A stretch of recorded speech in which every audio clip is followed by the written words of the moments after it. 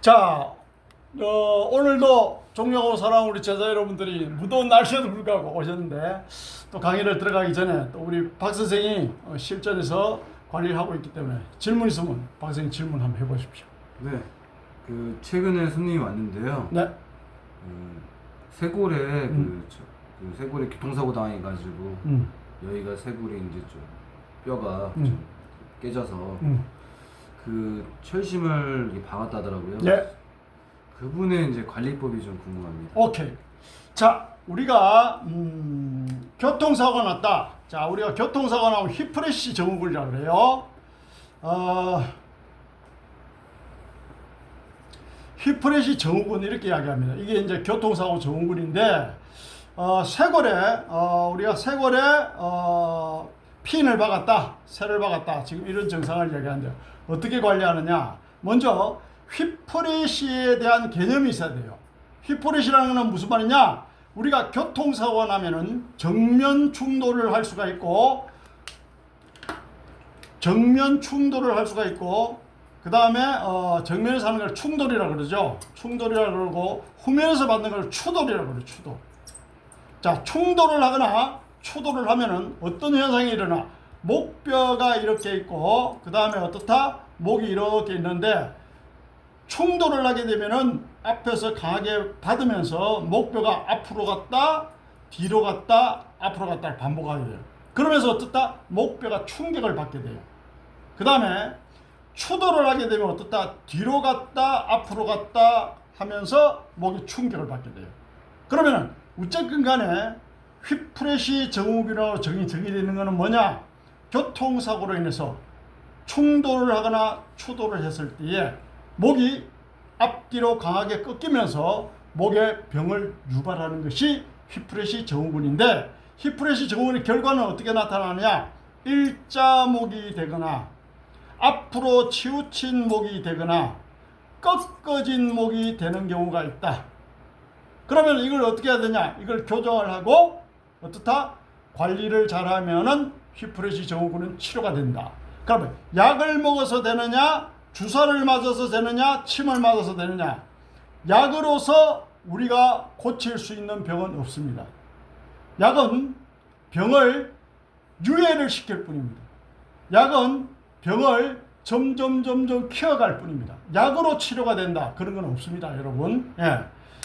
그 유명한 의학의 아버지 히포크라테스도 그런 말 했어요. 약으로 치료가 안 된단 말을 했습니다. 자, 그 다음에 주사로 치료가 되냐? 주사가 치료가 안 되죠. 주사는 진통제, 스테로이드제, 마취제잖아요. 그럼 뭐 치료를 해? 통증을 일시적으로 경감시키지. 일시적으로 잠깐만 경감시키는 게 주사입니다. 침은 어림도 없죠. 침은 그냥 말초신경을 자극하는데, 그 위에 말초신경을 자극해서 일자목이, 치우친 목이, 꺾인 목이 똑바로 교정이 되겠느냐? 안 되죠. 상식적으로 생각해봐도 그건 불가능하죠. 그래서 일자목이, 치우친 목이, 꺾어진 목이 어떻다?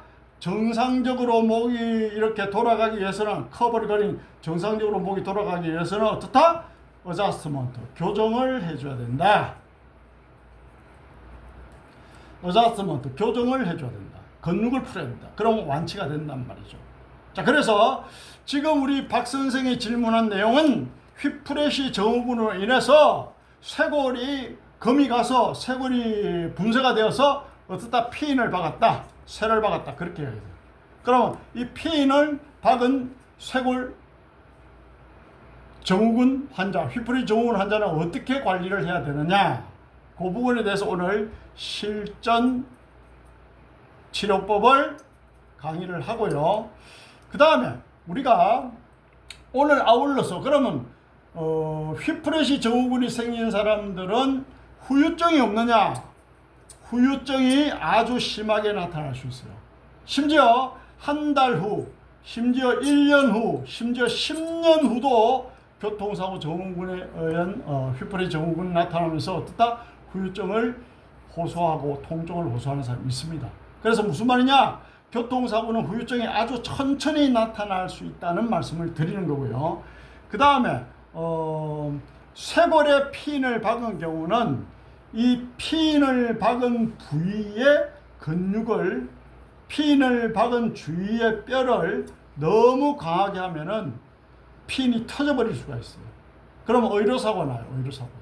그렇기 때문에 핀을 박은 사람의 관리 방법은 특별한 관리 방법이 있는데 그것을 오늘 실습 시간에 설명을 해드리고요. 그 다음에 교통사고 증후군이 있는 사람들은 어떻게 관리를 해야 후유증을 줄이고 후유증을 없애고 완치를 할 수 있냐, 거기에 대해서도 설명합니다. 자, 그리고 오늘 또 중요한 거는 뭐냐면은 쇄골은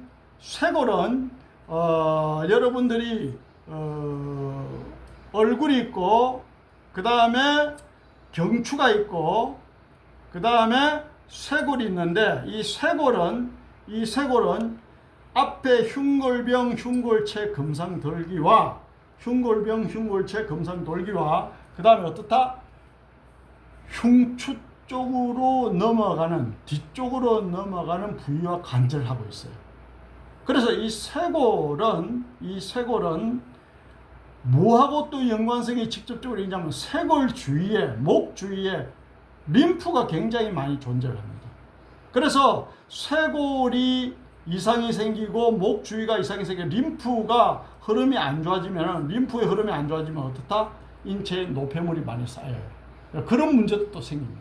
그렇기 때문에 쇄골, 목 주위에 관리를 할 때는 뭐야? 그 부분의 림프 관리를 반드시 알아야 된다. 림프 관리 방법도 오늘 제가 설명을 해드리겠습니다. 림프는 지나치게 압력을 강하게 하면 안 되는 거예요. 아주 부드럽게 관리를 하는 게 림프 관리입니다. 자, 그래서 우리가 딥하게 근육을 푸는 기법이 있고 림프를 관리하는 기법이 있고 뼈를 교정하는 기법이 있고 다 다르다는 말씀을 드리는 거예요. 그 다음에 경혈 자리를 눌러서 경락 관리를 하는 거하고 또 다르다는 얘기예요. 요 기법들을 여러분들이 사실은 다 알아야 되는 거예요. 그리고 우리가 격투기 선수가 손도 쓰고 발도 쓰고 일어서서도 하고 누워서도 하고 다 하잖아요. 그게 뭐야? 격투기잖아요. 격투기. 왜 이 말씀 드리느냐? 우리가 가장 효과적으로 관리를 하고 가장 빠르게 치료를 하고 또 내가 가장 힘을 안 들이고 편안하게 관리를 하기 위해서는 손으로도 할 줄 알아야 되고 주관절로도 할 줄 알아야 되고 발로도 할 줄 알아야 되고 무릎으로도 할 줄 알아야 되고 서서도 할 줄 알아야 되고 앉아서도 할 줄 알아야 되고 일어서서도 할 줄 알아야 되고 봉을 잡고도 할 줄 알아야 돼요. 이러한 기법들을 다 알아야 되는 거야. 그럼 무슨 말인데 오늘 제가 쇄골에 핀을 박은 사람 힙프레시 증후군을 치료하는 법을 강의를 해드리고 그 다음에 가장 효과가 극대화되면서 편안하면서 그 다음에 어떻다? 많은 사람들을 치료를 하더라도 전혀 어떻다? 시술자가 피곤하지 않고 효과를 극대화시킬 수 있는 이러한 특별한 기법 강서 카이로 테라피에 대해서 설명을 또 해드릴 겁니다. 이거는 저희 40년 노하우를 집대성해서 가장 효과가 좋고 그 다음에 가장 치료가 잘 되고 시술자가 어떻다? 편안하게 할 수 있는 기법을 만든 게 있어요. 40년 내공으로 이 강 교수가 만든 기법이 있어요. 그 강스 카이로 테라피를 실전에서 가장 많이 쓰는 테크닉을 모아서 오늘 또 강의를 해드릴 겁니다. 그래서 오늘 배워보면 강스 카이로 테라피라는 것은 이런 깊은 뜻이 있구나 그런 걸 아시게 될 겁니다.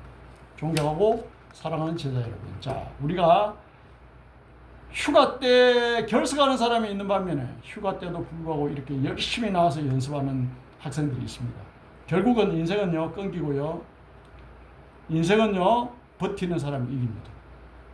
뭐 해서 안 되고 뭐 해서 어렵고 뭐 해서 불편하고 그러면은 이 세상에 할 일이 아무것도 없어요. 여러분. 꿈속에서 꿈과 같은 삶을 살아가는 게 꿈속에서 꿈과 같이 살아가는 게 인생인데 하루하루 열심히 살고 하루하루 성실히 살면 반드시 좋은 결과가 있습니다. 꿈속에서 꿈과 같이 살아간다고 해서 대충 살면은 역시 꿈같이 허망한 일밖에 없다라는 것을 명심하시기 바랍니다.